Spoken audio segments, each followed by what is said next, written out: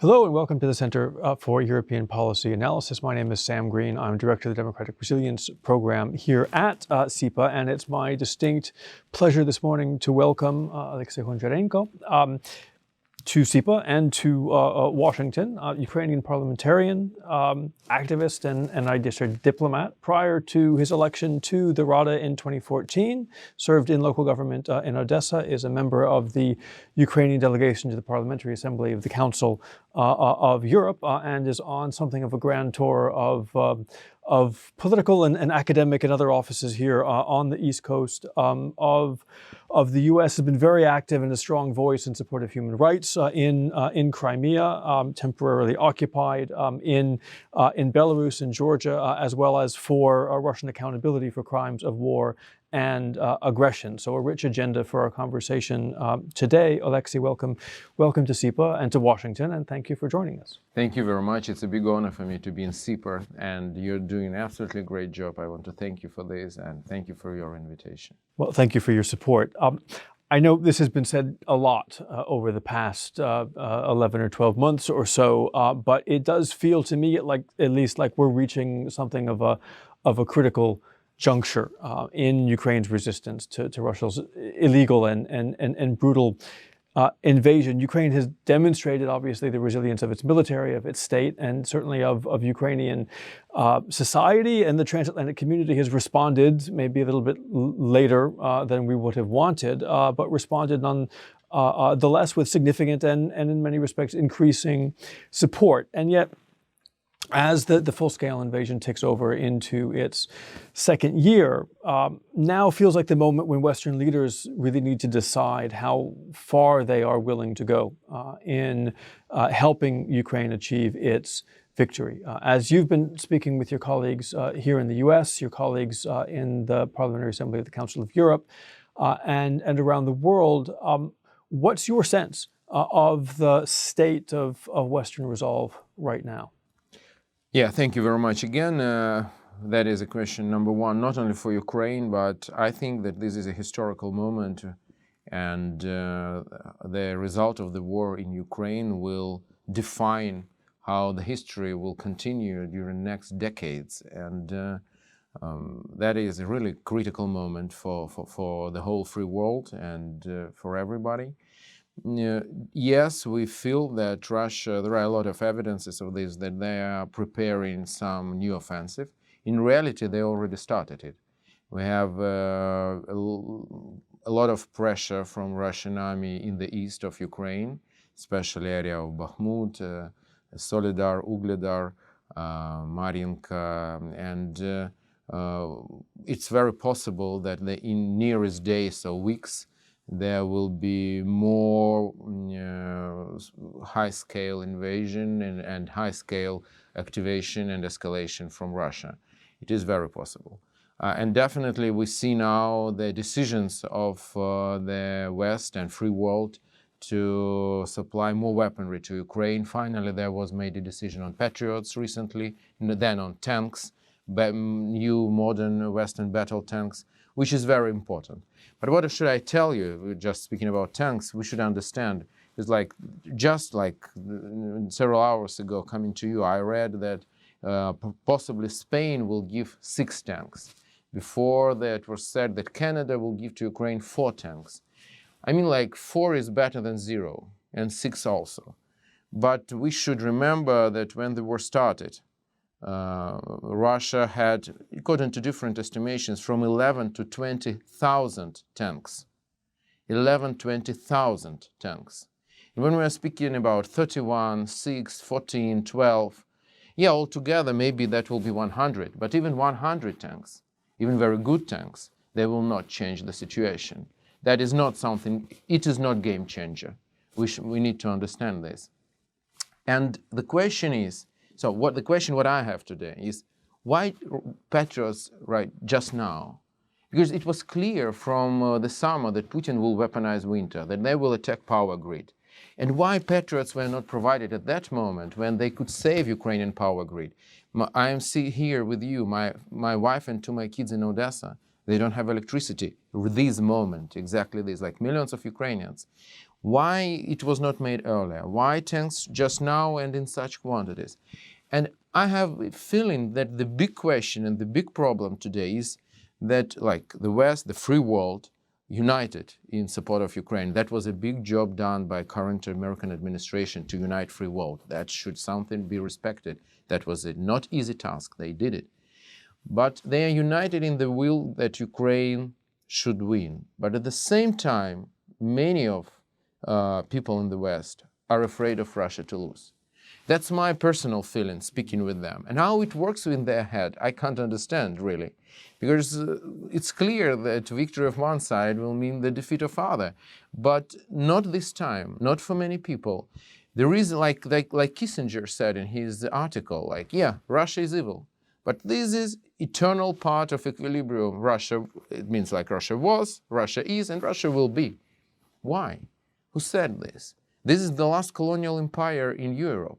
Yeah, I'm not saying that Russia and Russians will disappear, but I mean the Russian Empire, because this is Russian Empire today again, like it was 100 years ago, then Soviet Union, this Russian Federation, but it's the same empire. Why should it continue its existence? We don't have Ottoman Empire anymore. We don't have Austro-Hungarian Empire, French Empire, British Empire. They disappeared, and still the life continues and better than before. And Russian Empire should disappear one day. So that's my personal feeling, that without this answer, we're all the time like chasing after Putin. We, like, also very popular phrase here, that everything is given, but too slow and too late. Like all the time we have this moment. So there has been, as you mentioned, the breakthrough on the main battle tanks. There has been a breakthrough, although again later than everybody would have hoped, on Patriots. Macron said the other day that by definition nothing is ruled out in response to a question about fighter jets. Is it your sense that this is still caught in the same inertia, or is there an opportunity to shift the conversation in Western capitals and to get them to see the world as you've just described it to me? You see why I'm so, like, you feel probably my frustration, yeah? And why? Because, like, for the first month when Russia invaded Ukraine, I was in Kiev, we voted for martial law, and then there was an option either to leave Kiev or if to stay in Kiev, and I decided not to leave Kiev, not to come to my Odessa, it was more safe, but I decided to stay in Kiev. And staying in Kiev, I joined territorial defense because that was no sense. I mean, I should take arms in my hands. Then when Russians were kicked off from Kiev, I decided that I'm better with my self-stick than with my Kalashnikov. So I came back to my parliamentarian duties. But I saw everything.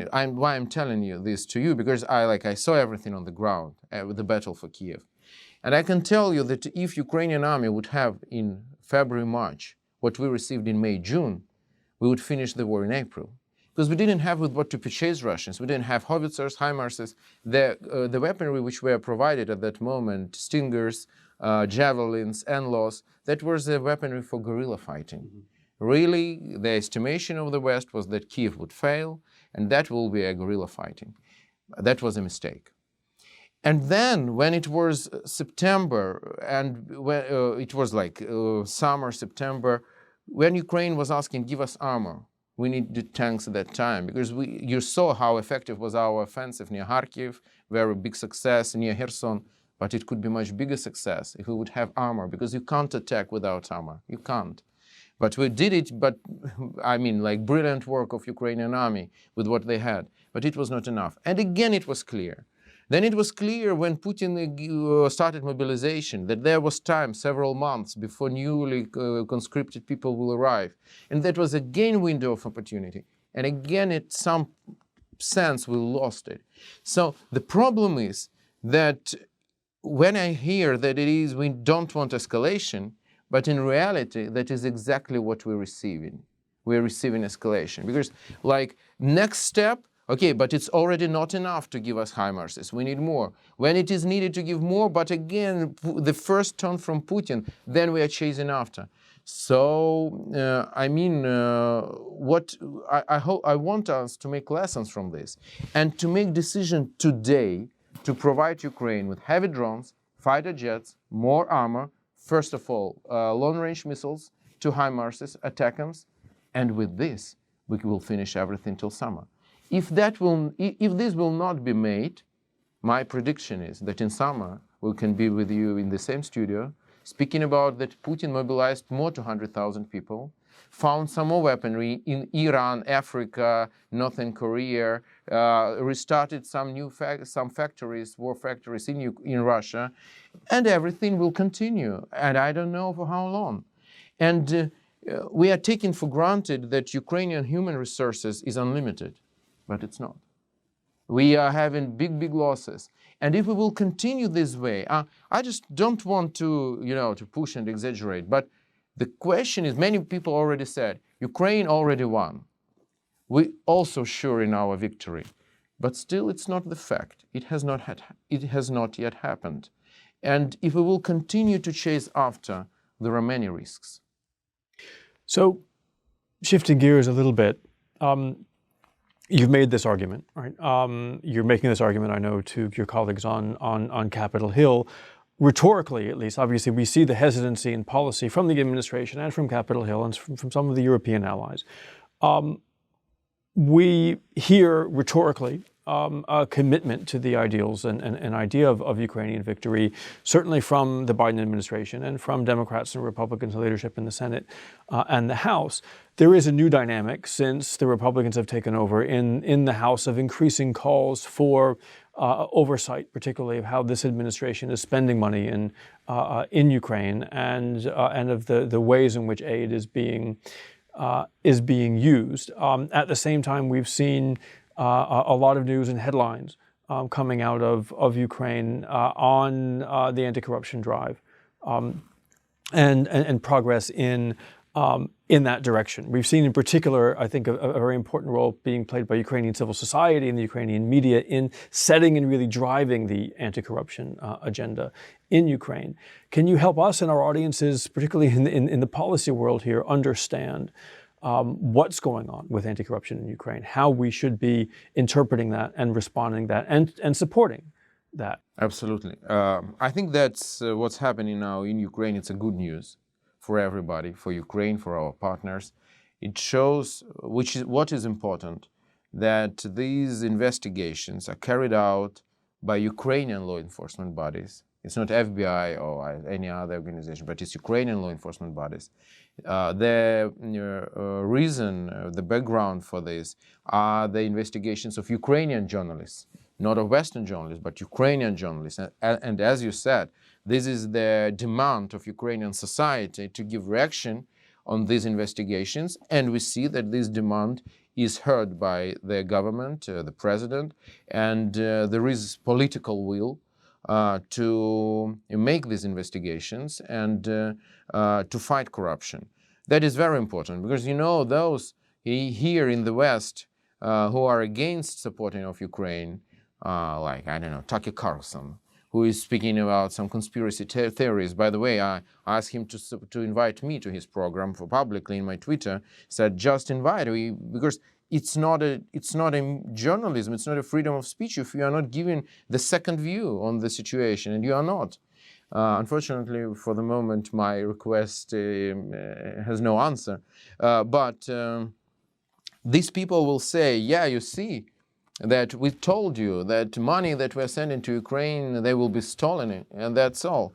And I just want to just again to say to everybody who are now watching us, there is no one fact that any piece of American weaponry which was sent to Ukraine was found anywhere in the world except the front line in Ukraine.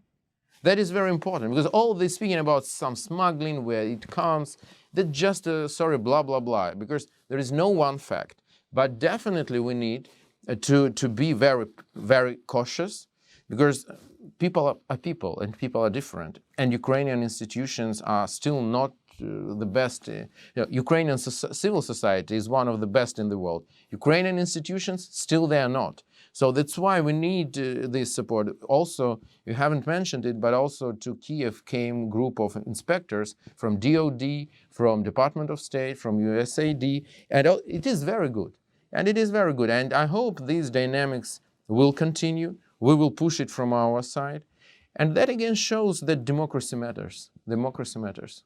And well, Tucker Carlson's loss is CEPA's gain. So I'm very glad that you're here. I would like to ask one last question though before we have to go, which is to look forward, right, to a time in which Ukraine has won this war, and will be looking to situate itself in a new post-war order.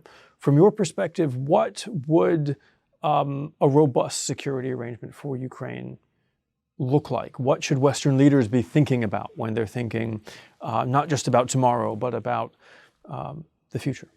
Great question, but let us start with about almost tomorrow. Let us speak about June.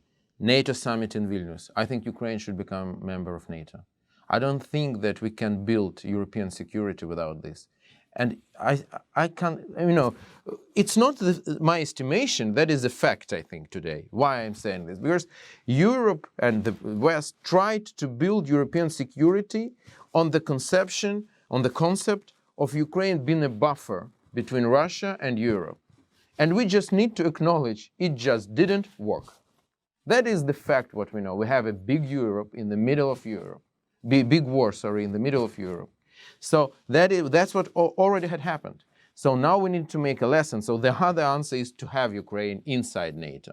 And this decision, I was disappointed that in Madrid summit, where I was present in June, that was historical summit because it was a moment of unification of free world. For the first time, Prime Minister of Japan came, Australia, South Korea, but it was really historical one. There was a spirit of the new breath of the free world.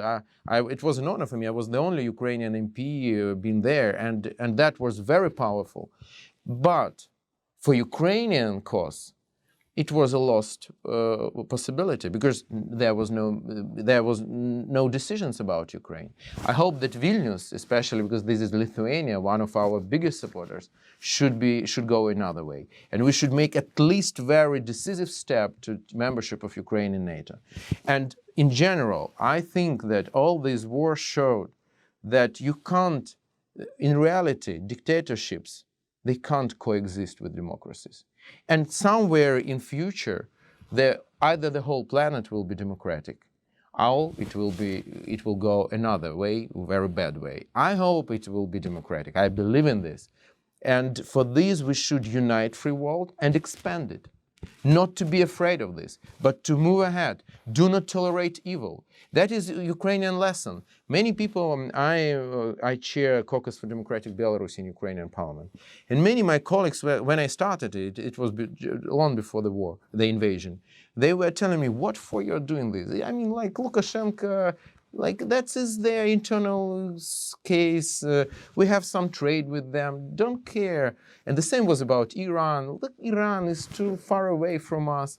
And our lesson, Ukrainian lesson, when you tolerate evil, it comes to your home. Like Belarus became Platform for attack on Ukraine. Now Iranian drones, Shahids, are flying from Belarus and falling on our heads. Where is Ukraine? Where is Belarus? Where is Ukraine? Where is Northern Korea? Where are they now taking this old Soviet weaponry to kill Ukrainians? So we can't tolerate evil.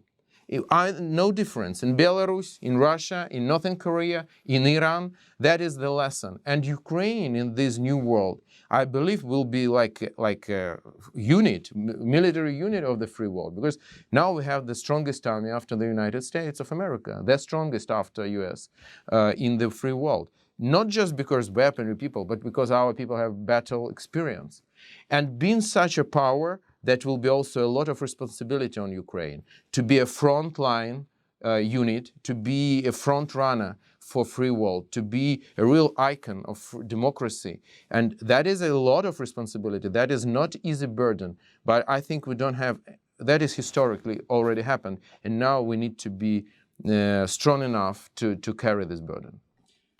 Well, that's a clear vision and a clear agenda for Ukraine, for NATO, and for the rest of the world. I thank you for that. Thank you. This is a conversation we can and should keep having, but it is all the time that we do have for today. So, Oleksiy, thank you very much for being with us. Thank you to all of our viewers and listeners out there in cyberspace. Be safe, be well. Thank you very much. And good luck. God bless America. Слава Україні! Героям слава!